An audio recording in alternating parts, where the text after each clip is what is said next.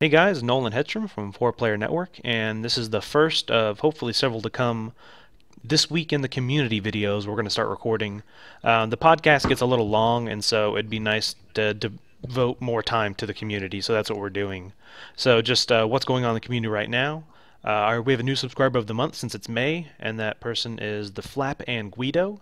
He's from Finland, and the game he chose for us to play is Deus Ex, the original game, and also Fear Effect. So we're going to be playing those this week, or this month on the feed. Um, Chatter for the week this week was Dan from Labrador City, Canada. Our subscriber of the week this week is Gabe from Maryland, but he currently lives in southern Florida. Big Baz in chat. Right now, he's playing a lot of DLC. He says, I finished Fallout 3 DLC recently, also finished New Vegas, Old World Blues, and Honest Hearts.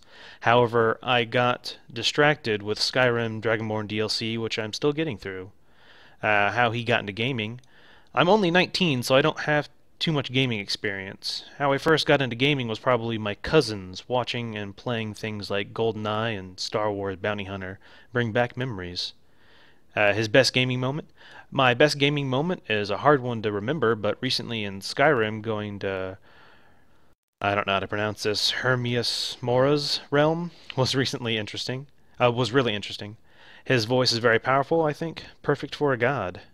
And his top 5 games of all time are Legend of Zelda Wind Waker, Brothers in Arms, Hell's Highway, Super Smash Bros., Medal of Honor Frontline, and the entire Fallout series in general, except for the Brotherhood of Steel one. And so now we're going to get into some viewer questions. Um, we're doing this just so we can address more time to individual viewer questions. This week I'm being joined by Joseph, Nick, and Bob. And the first viewer question we have is from Tapalo. His question is, a port of XCOM Enemy Unknown will be available on the iPhone and iPad this summer. Development on the port started well before the game was released last year. It's not a quick cash in on the game's popularity. My question is, do you believe that major console and PC releases getting ported to iOS devices is something that will become fairly common in the near future? And so I guess I'd have to say, uh, I hope that's not the case. I would like integration in between mobile devices and console gaming. That'd be really good. I think XCOM's an easy game to port over just because the graphics aren't really heavy on the game. It's pretty simple, and the fact that it's a real-time strategy game, or turn-based strategy rather, it's easy for an iPhone or an iPad game.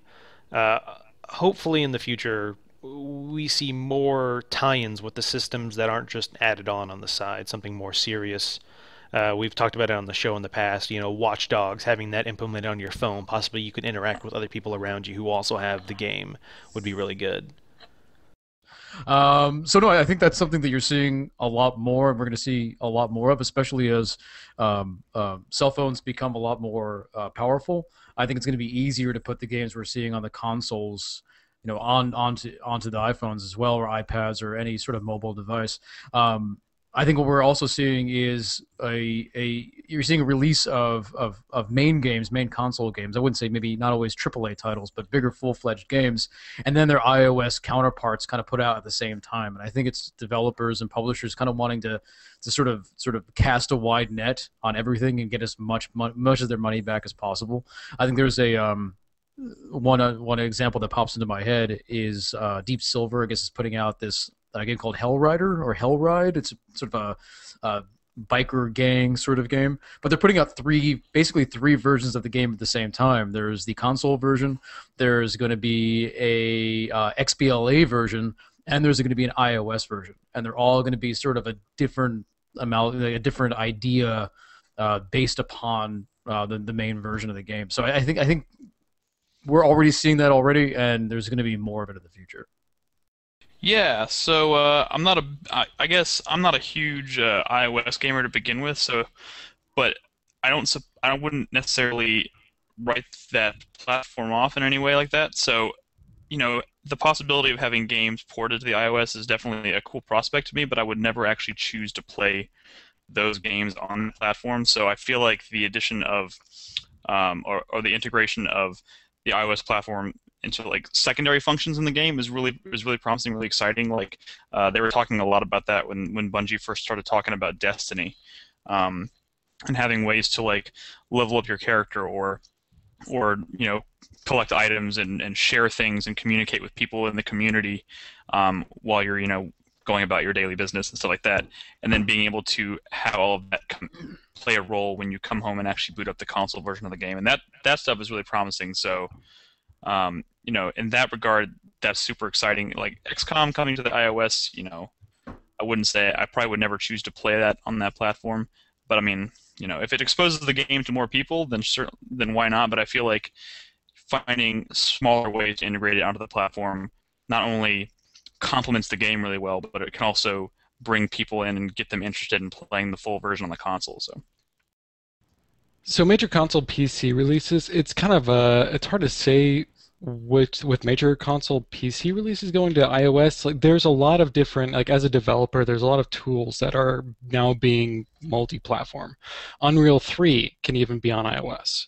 So it's going to be easier and easier for developers to develop for multiple platforms. Obviously, the new next-gen systems are all using standard, I believe, x86 processors. They're very standard. They're PC processors.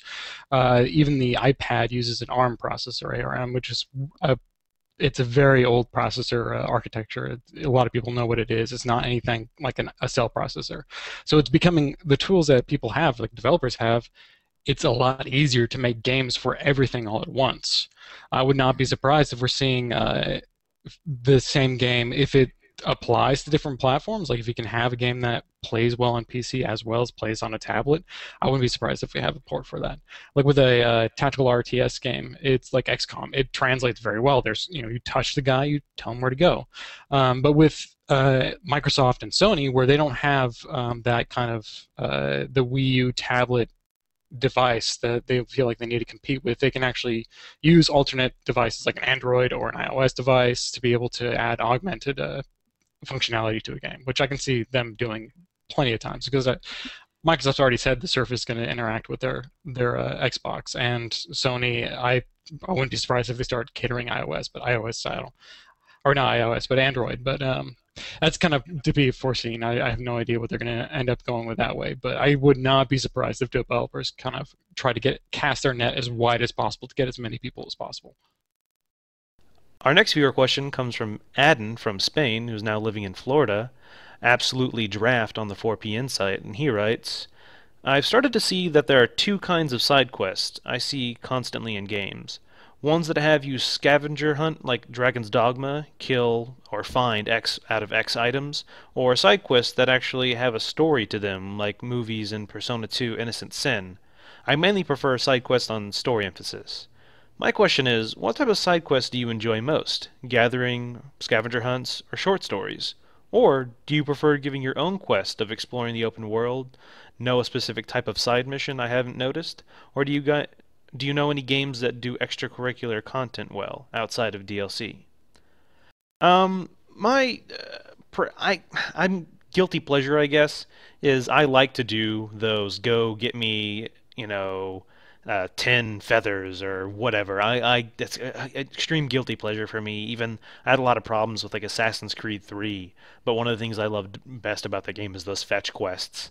But I really do enjoy the more story-based side quests, and recently I've actually been playing through Red Dead Redemption again, and a lot of those side quests, now while they do have I need 3 of this flower and 2 armadillo shells, they do also have a lot of side quests that are more story-based, or at least more informative. You get to know a person. It's not just, oh, go get me this. It's, oh, hey, I need help doing this. Can you, save me from this guy who's attacking my farm? I do like a combination of the two in my games. So I would say, for me, this is a no-brainer. I'm the exact opposite of Nolan, where I like the story-involved side quests, the kinds you find in Skyrim, the ones that kind of make you forget about the main quest.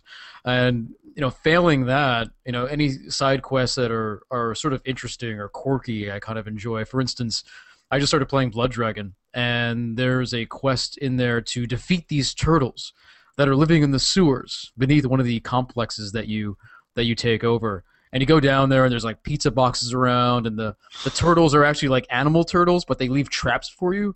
So you're sort of crawling around the pipes above like electrocuted water, or you go around a corner and there's a sentry gun waiting for you. Just kind of quirky stuff like that. And I think as as as much as you find these sort of fetch quests kind of out there, I'm surprised they're so prevalent because they're kind of I find them kind of being lazy design when you can kind of do so much more interesting stuff. So that's kind of mine. I like the story stuff or the stuff that's just a little more interesting or quirky.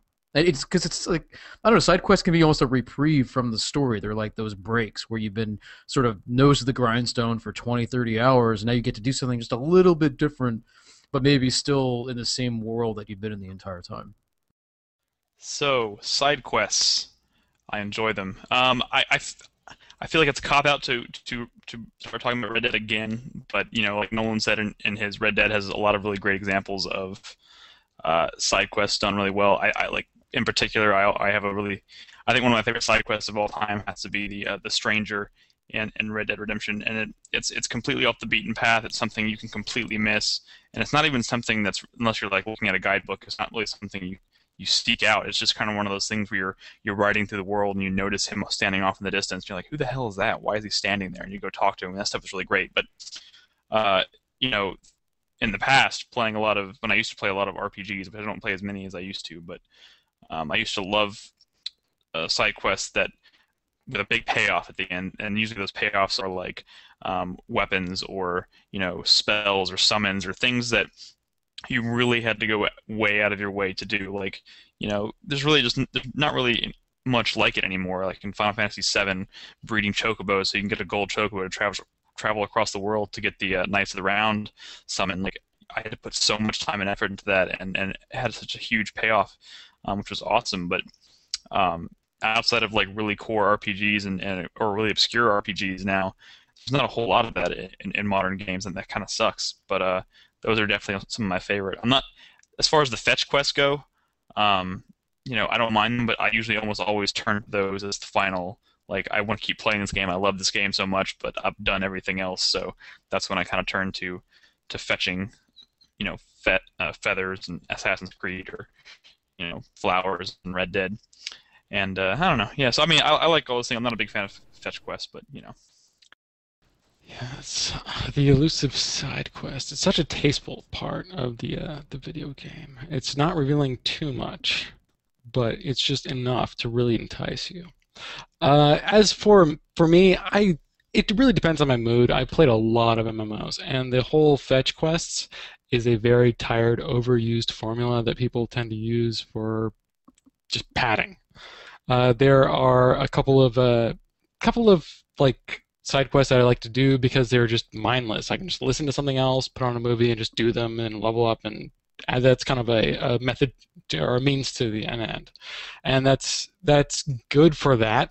But if I'm really trying to get into a game and enjoy it, I would rather do a really intricate side quest. And there's definitely some side quests that will draw your attention away from the main storyline and give you a different experience within a fully immersive environment that just makes you kind of view the game from a different angle. And the Elder Scroll games are just an amazing example of this because some of the best content in any of them, even Morrowind, Oblivion, Daggerfall even, as well as Skyrim, have amazing side quests that are just content you don't need to do at all, ever. I mean, that's the whole point of playing those games, is the side quests. And very few of them are fetch quests. There are certainly some formulaic ones, but they all have some character to them and allow you to really explore the world and get into the game in a way that you wouldn't normally do through the main storyline.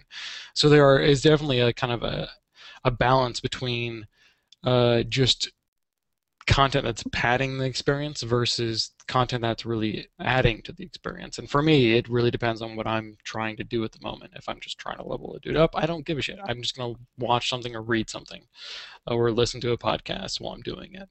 Whereas if it's something I really want to be in, have an engaging experience, I want something that has a little bit more meat on the bone.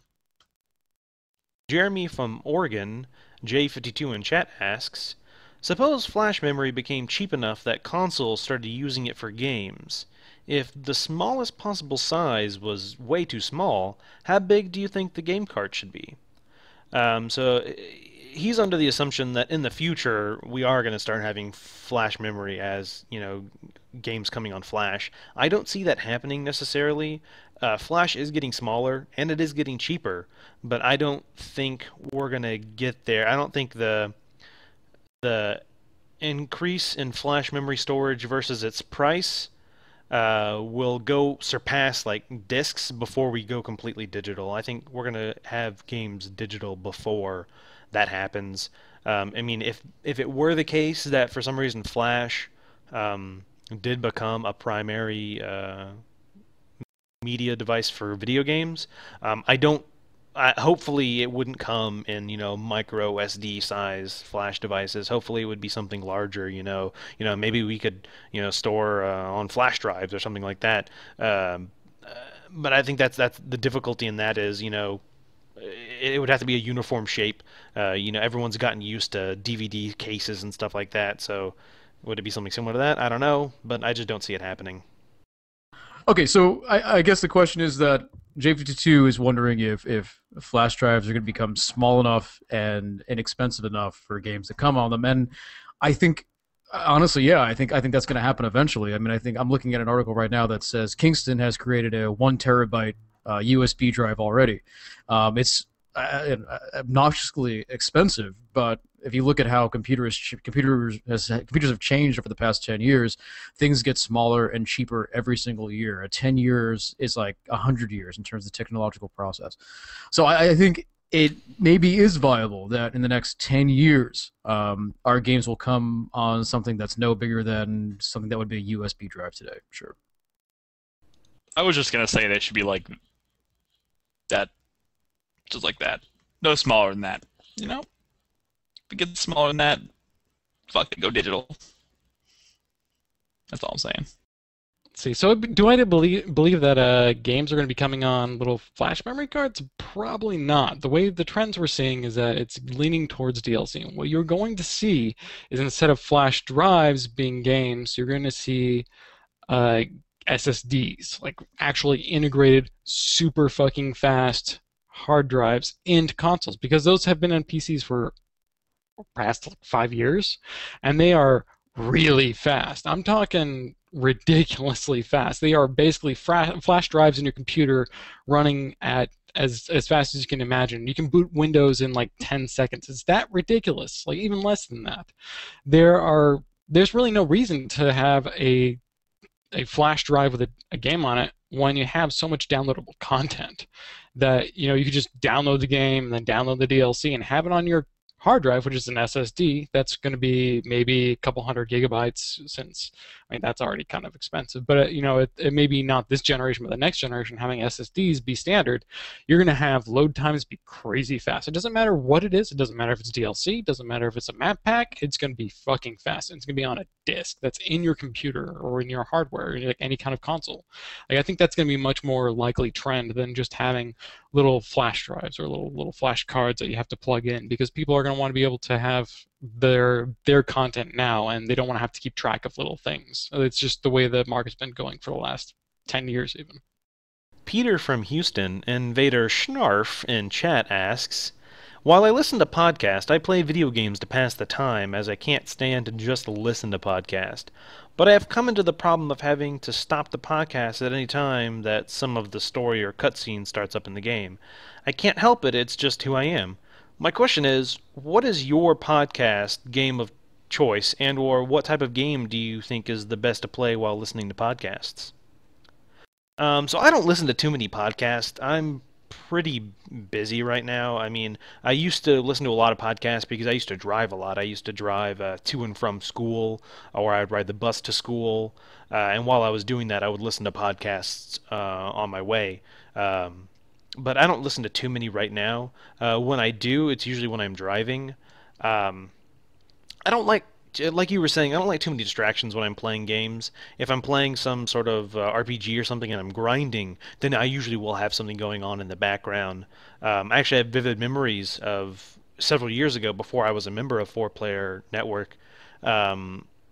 I would lurk and chat, and I wouldn't exactly always just watch. For instance, David was playing at one point, and I remember him playing Bionic Commando Rearmed, and I was at home when I lived in Houston, and I was playing Final Fantasy X at the same time, and I just have memories of I would play games and watch four-player play games at the same time, and I know a lot of current chatters do that as well. But I usually don't listen to games or listen to podcasts while I play games. I usually keep my podcast separate because, like you're saying, I like to focus on either one. So my thing is that I don't listen to any podcasts at all. So I don't really have a game that I play while I listen to another podcast. Actually, the only podcast I'll ever listen to is the Four Player podcast, and usually only if I can catch it live. And if I do that, and I'm playing a game, it's usually something kind of, I don't want to say mindless, but something I can kind of focus on both things at once, like Battlefield or Call of Duty or something like that. But I tend to really get pretty absorbed into the stuff I'm playing, so listening to something and playing at the same time usually isn't really an option for me. All right. As far as podcasts go, I listen to quite a few, but I usually tend to do that, like Nolan, when I'm driving. I like to take my iPod with me to lunch, and I listen to podcasts while I eat, and or when I'm just doing something mindless on my computer.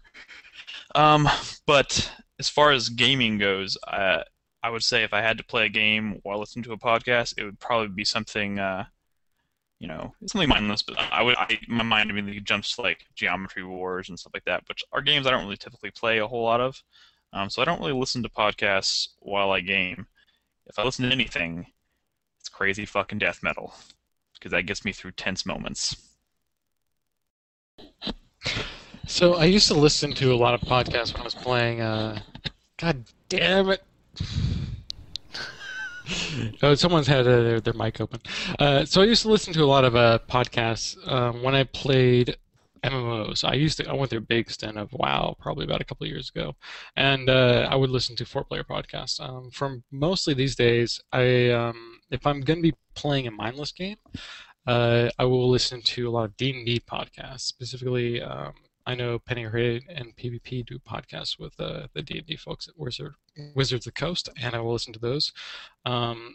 They're hilarious. If you need to, like, usually it's just something either like Minecraft, or if I'm playing like any kind of just really mindless game that doesn't require too much attention, I'll just listen to those and laugh at the jokes.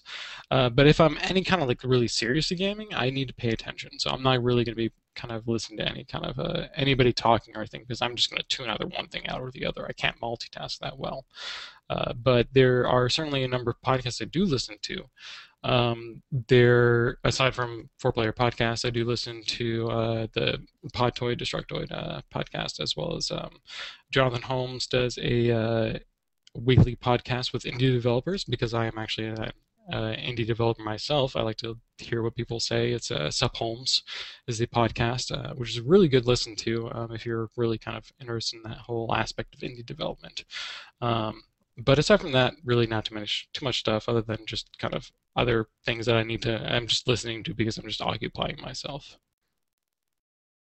Miguel from Texas, Mr. Green Tossed in chat asks, as I've grown older, I've been told several things to help common and rare life moments go by easier, such as drying oneself in the shower to prevent the bathroom floor from getting soggy, or being told that having money doesn't mean you need to spend it.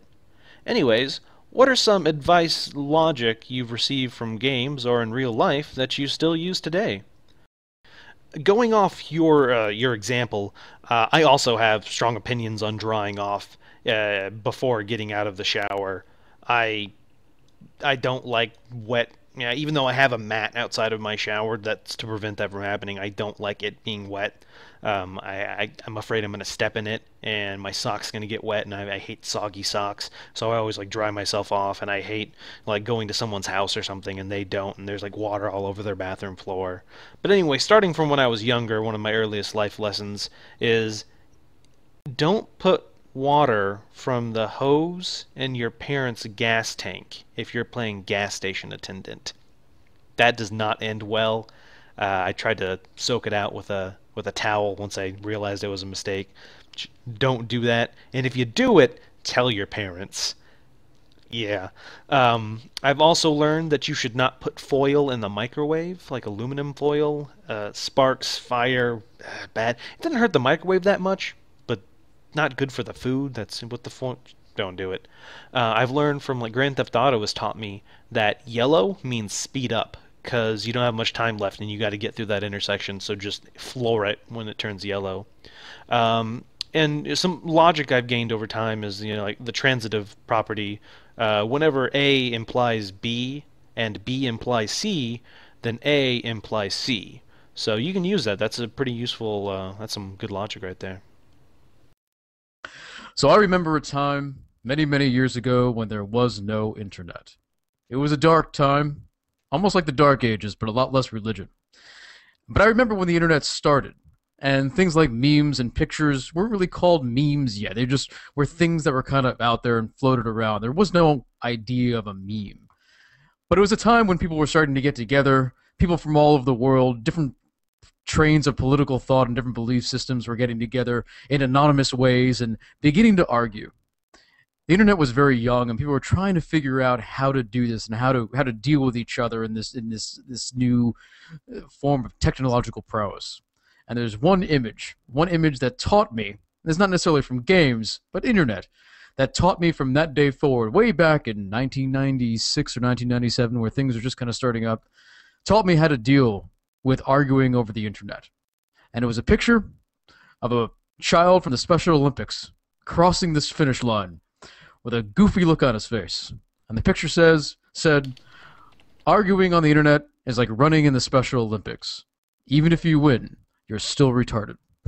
And from that day I learned not to argue on the internet.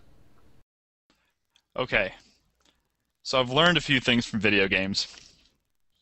The big one, though, and I've learned this from, I can't even pinpoint the game. I've learned this from thousands of games. And I've also learned this from things outside of video gaming. Obviously, it happens every day.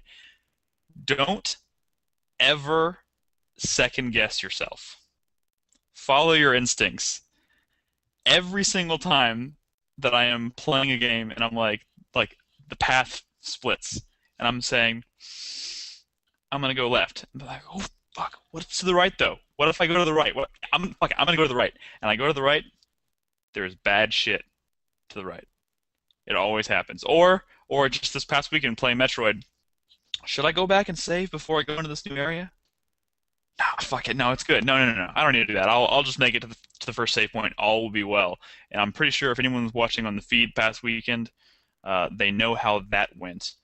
So yeah, trust your instincts. Don't second guess yourself. Never change your answer on an exam after you've put it down. That kind of falls in the same category here. Yeah, it applies to everything. And I learned it's reinforced every time I play a video game. Yet somehow I still fucking do it. I don't know. So I actually have a couple of stories specifically tied to drying oneself in the shower to prevent the bathroom floors from getting soggy. That has been a thorn in my side for many years. I've met two people that did not know how to properly use a towel. They didn't realize that they could use a towel to dry themselves.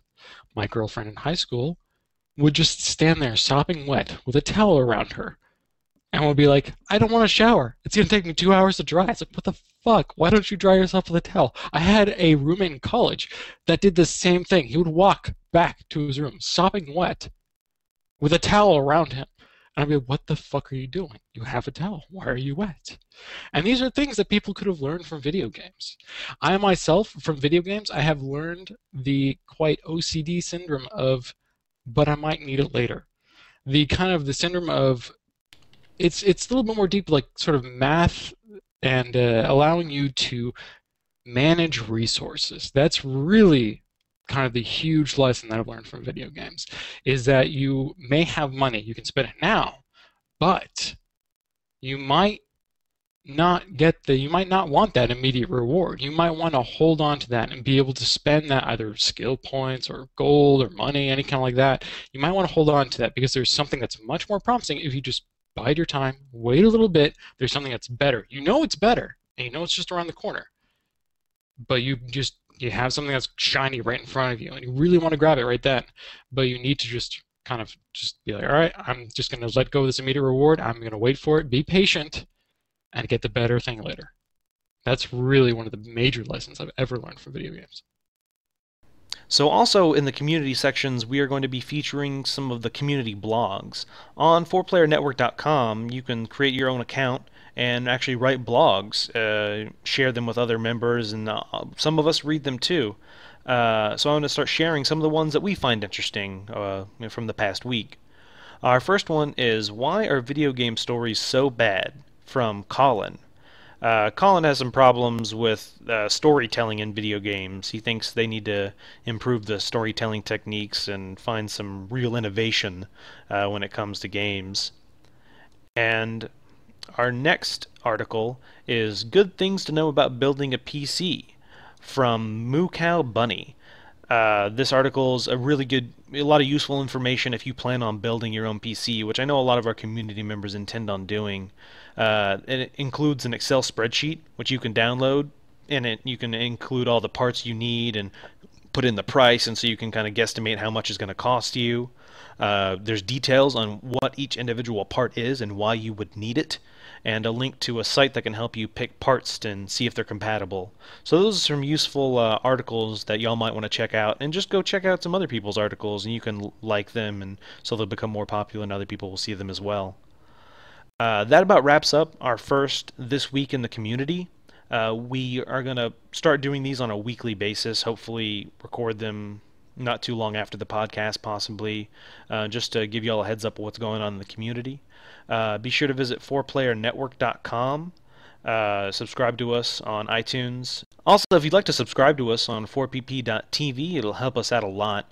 When you do subscribe, there's no ads on the stream, and you're in the running to become Subscriber of the Month. Subscriber of the Month, for the rest of the month, we'll play whatever game they choose. We'll also give them a exclusive Subscriber of the Month t-shirt. It's worth checking out.